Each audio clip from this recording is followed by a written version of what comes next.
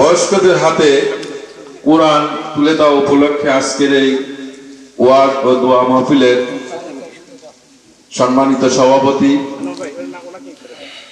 আমার চোদ্দ মুরব্বী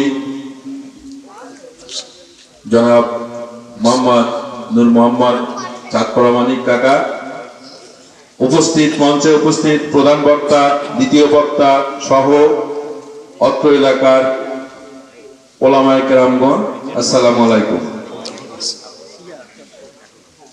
আসলে আজকে বক্তব্যের কোনো না, এখানে যেটা দেখলাম আমি সম্পূর্ণ একটা ব্যতিক্রম ধর্মী এই ওয়াজ মাহফিলটা। বয়স্কদের হাতে কোরআন তুলে দেওয়া, এটা আমি আসলে আমার এই জার্মানি লাইফে অনেক জায়গা, অনেক জালসা, অনেক কিছু দেখেছি, কিন্তু এই ব্যতিক্রম ধর্মী এই ওয়াজ মাহফিলটাই আমার প্রথম। এবং আপনাদের মাঝে এই ওয়াজ মাহফিলে এসে আমি আসলে নিজেকে গর্বিত মনে করছি। মাশাআল্লাহ, আলহামদুলিল্লাহ। যা হোক, প্রধান বক্তা অলরেডি তার আসনে বসে আছেন, অনেকক্ষণই বসে আছেন। ওনাকে আর বিলম্ব না করে আমরাও সবাই মনোযোগ সহকারে ওনার ওয়াজগুলো শুনবো এবং পালন করার চেষ্টা করবো। ইতিপূর্বে বিলালী সাহেব যে ওয়াজ নসিহত আপনাদের মাঝে উপস্থাপন করেছে, আপনারা নিশ্চয়ই অবগত এবং জানেন যে উনি প্রত্যেকটা কথার কিন্তু আসলে উদাহরণ দিয়ে বলে দিয়েছে। এই ওয়াজ মাহফিলের কারণটা কি? আমরা একে অপরের শুধরানোর জন্য বিভিন্ন উদাহরণ দিয়ে কথা বলে, সেটা যদি আমরা যদি আমলে নেই, ইনশাল্লাহ আমাদের মধ্যে অন্তত এই দ্বিধাদ্বন্দ্ব, হানাহানি, রাহাজানি এবং ইসলামী শরীয়তের বাহিরে আমরা কোনো কাজ করতে পারবো না যদি আমরা সেটা আমলে নেই। দুর্ভাগ্য আমাদের, আমরা এই সারা রাত ভরায় জালসা ওয়াজ শুনে যাচ্ছি, কালকে দেখা যাচ্ছে আমরা সব ভুলে যেতেছি কি বলছে, আর আমরা এটা আমাদের অন্তরে রাখি নেই এবং এটা আমরা পালনও করি। বিলালী সাহেব একটা কথা বলে গেছে ওয়াজে, উনি সুন্দরভাবে বলে গেছেন যে ফতোয়া সম্পর্কে। আসলে আমরা এমনই একটা মানে দুর্ভাগ্য আমাদের যে ফতোয়া কিন্তু আমরা সবাই দিতে পারি, সবাই আমরা ফতোয়া দিতে পারি, কিন্তু কেউ পালন করতে পারি না। এক্সাম্পল স্বরূপ আমি একটা উদাহরণ দিয়ে বলছি। একটা গাড়িতে, চলন্ত একটা গাড়িতে একটা মুরব্বী নামাজ পড়বে, নামাজের টাইম হয়েছে, আসরের নামাজের টাইম হয়েছে, নামাজ আদায় করবে গাড়িতে। ড্রাইভার এবং হেল্পারকে বলছে, আচ্ছা পশ্চিম দিক কোন দিকে? কথাটা খেয়াল করে সে জিজ্ঞেস করছে পশ্চিম দিক কোন দিকে? টুপি মুপি মাথায় দেওয়া, জুব্ব টুব্ব পরা, সবাই দেখতেছে যে উনি এটা হুজুর মানুষ। ওনারা কি ফতোয়া দিতেছে? আর হুজুর পশ্চিম দিকে, এখানে টের পাবেন না, নামাজ পড়লে যে কোনো দিক দিয়ে পড়েন, গাড়ির মধ্যে এগুলো লাগে না। পাশে আর একজন ভদ্রলোক আছে, ওনাকে জিজ্ঞেস করছে আচ্ছা পশ্চিম দিক কোন দিকে? সেও একই কথা বলতেছে যে গাড়ির মধ্যে কোনো খুব পশ্চিম নাই, নামাজ পড়লে হয়ে যায়। ফতোয়া কিন্তু আমরা দিয়ে দিলাম, নামাজ পড়বে উনি, ফতোয়া দিচ্ছে আমরা যে কোনো দিক দিয়ে পড়লেই হয়। বলে দিলেই তো পারো যে পশ্চিম দিকে, এই দিকে তোমার যদি জানা থাকে। আমি তো তোমার ফতোয়া দেওয়ার জন্য জিজ্ঞেস করিনি। কাজে আমরা কিন্তু কথায় কথায় অনেককে অনেক ধরনের ফতোয়া দিই। এই ফতোয়া দেওয়া থেকে আমরা সবাই বিরত থাকবো। আর একটা বিষয় আমি বাস্তব যেটা লক্ষ্য করছি সেটা হলো, আমি যদিও ছোট মানুষ, অত কিছু জানি না, ইসলাম সম্পর্কে খুব বেশি আমার জানা নেই, তারপরও আমি একটা কথা বলবো, সেটা হলো যে আপনারা সবাই অবগত আছেন এবং সবাই জানেন যে আমাদের প্রচলিত যে হক কয় প্রকার? হুজুর হক দুই প্রকার না? হকুল ইবাদ, হকুল্লাহ। আল্লাহ তাআলার একটা হক, বান্দার একটা হক।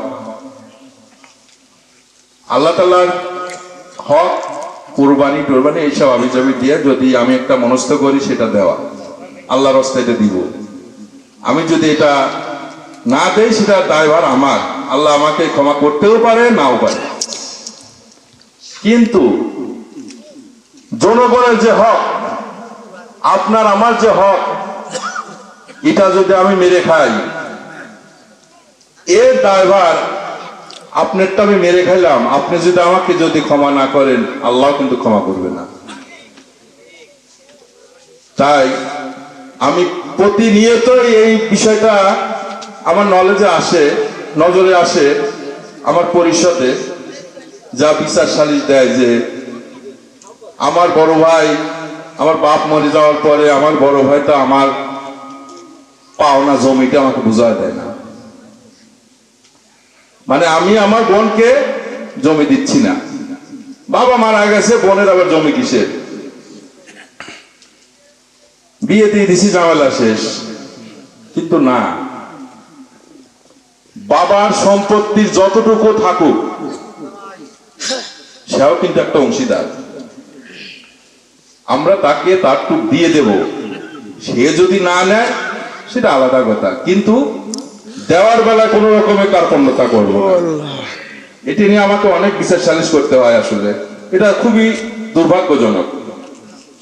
তাই আমি এই আপনাদের এই জনতার সামনে, মুসল্লিদের সামনে আমি আপনাদের কাছে সবিনয় অনুরোধ করে বলবো যে তাদের হক তারা পাবে, এটা তারা পাওয়ার হক, আপনারা তাদেরকে দয়া করে দিয়ে দেবেন। কারণ আপনি যদি না দেন এর দায়ভার কিন্তু আপনারই থাকতে হবে। আপনি ছলে বলে কলে কৌশলে তাকে দিলেন না, না দেওয়ার পরে আল্লাহ তাআলা কিন্তু একজন দেখতেছে, সে কিন্তু ক্ষমা করবে না, কারণ তুমি তাকে ঠকাইছো, তার পাওনা তুমি দাওনি। দেওয়ার পরে যদি আপনারা নিতে পারেন আলহামদুলিল্লাহ, সেই আমার বোন যদি আমাকে খুশি মনে দিয়ে দেয় আমি নিয়ে নেব, কিন্তু তাকে বাদ দেয়া কোনোদিনও ভাগ করার চেষ্টা করবেন না। তাই আমি আর বেশি কিছু বলবো না, আমি আবারও আপনাদের কাছে আমি এই অনুরোধটাই করব, এগুলোর থেকে আপনারা বিরত থাকবেন এবং আমাদের হুজুররা যে সমস্ত ওয়াজ নসিহত ফরমাইবেন খুব স্পষ্টভাবে বলছেন, কিন্তু একটু মনোযোগ সহকারে শুনবেন, স্পষ্টভাবে বলেন, আমরা যেন সবাই মেনে চলতে পারি এবং দিনের রাস্তায় আসতে পারি, সেদিকে আমরা যথেষ্ট চেষ্টা করব। এখান থেকে শুনে গেলাম, রাত্রে যা ঘুমালাম, সকালবেলায় যেমন ছিলাম তেমন, এটা করলে তো আমরা রাত জাগার কোনো সফলতা আসলো না। এটার অর্থ কি? আমাকে সংশোধন হওয়ার জন্য ওয়াজ মাহফিল করার অর্থই একত্রিত অনেক লোকজন নিয়ে বসে তাদেরকে সংশোধন করার জন্য। সেই সংশোধন যদি আমরা যতগুলো লোক থাকি 50% লোকও যদি আমরা মেনে চলি, তাহলে কিন্তু আমাদের মধ্যে এতটা গলদ থাকবে না। আর এই ওয়াজ মাহফিল যারা আয়োজন করছে আমি তাদের ধন্যবাদ জানাই, তাদের কাছে কৃতজ্ঞ। আমি তাদের নিকটও আমি একটা সবিনয় অনুরোধ রাখবো, এর পাশাপাশি দয়া করে আপনারা যারা এই অনুষ্ঠানটা সাজিয়েছেন, এর পাশাপাশি আমাদের এলাকায় যেন কেউ বিপথে না বাড়ায় এবং এই মাদক দ্রব্য থেকে যেন রেহাই পায়, সেদিকে আপনারা সবাই একটু খেয়াল রাখবেন। পরিশেষে আমি আপনাদের সবার সুস্বাস্থ্য মঙ্গল কামনা করে এবং আমাদের প্রধান বক্তার ওয়াজ শোনার জন্য সবিনয় অনুরোধ জানিয়ে আমি আমার সংক্ষিপ্ত বক্তব্য শেষ করছি। আসসালামু আলাইকুম ওয়া রাহমাতুল্লাহি ওয়া বারাকাতুহু। ধন্যবাদ আমাদের সম্মানিত অভিভাবক জনাব আব্দুল হামিদ সরকার। অনেক অপেক্ষার পরে আর অল্প কিছুক্ষণের মধ্যেই আপনাদের সেই কাঙ্ক্ষিত বক্তা আজকে প্রধান আকর্ষণের বক্তব্য শুনতে পাবেন। কোন একদিন এদেশের আকাশে কালিমার পতাকা উড়বে, সেদিন সবাই খোদাই বিধান পেয়ে দুঃখ বেদনা ভুলবে। সেদিন সবাই খোদাই বিধান পেয়ে দুঃখ বেদনা ভুলবে। আমি আর আপনাদের বিরক্ত করব না। আমি বিশ্বাস করি আমাদের এই বাংলার ভাগ্যাকাশে একদিন ঠিকই কালেমার পতাকা উঠবে। এই পর্যায়ে আমি মহতারামকে আর 1 মিনিটও বিরক্ত না করে বিনীতভাবে অনুরোধ জানাচ্ছি হযরত মাওলানা মোহাম্মদ মাহমুদুল হাসান ফরিদপুরি। ধন্যবাদ সবাই।